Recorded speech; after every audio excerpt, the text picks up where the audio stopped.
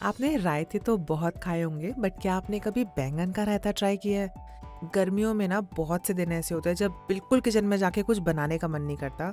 ये रेसिपी उस दिन बनाना, क्योंकि ये 10 मिनट के अंदर बन के बिल्कुल रेडी हो जाएगा। तो यहाँ मेरे लिए छोटे वाले बैंगन, जिसे मैंने इसे गोल गोल काट लिया, और बैंगन इमिडिएटली काले होने शुरू हो जाते हैं तो मैंने इन्हें फटाफट पानी में डाल दिया। फिर मैंने लिए कुछ बेसिक से मसाले, नमक, कश्मीरी रेड चिली पाउडर, हल्दी, धनिया, और इस पे डाला थोड़ा सा सरसों का तेल। इसे मिक्स करके मैंने सारे बैंगन के पीसेस इस पर डाल दिए और इन सबको इस मसाले में बहुत अच्छे से कोट कर लिया। पैन में डाला थोड़ा सा ऑयल और इन बैंगन के पीसेस को उस पर प्लेस कर दिया।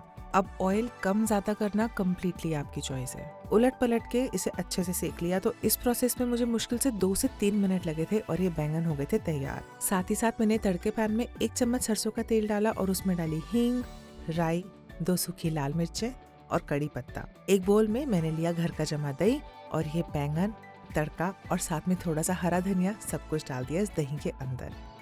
इसे मिक्स किया, इसमें डाला थोड़ा सा नमक और ये देखिए हमारा झटपट से रायता हो गया तैयार। आपको पता है ये रायता चावलों के साथ ना बहुत अमेजिंग लगता है। आपको इसके साथ कोई सब्जी बनाने की जरूरत नहीं है। तो आप ये अमेजिंग सा रायता ट्राई कीजिए, खुद खाइए, घर वालों को खिलाइए, और ऐसी और रेसिपीज को देखने के लिए मेरे पेज को फॉलो कीजिए।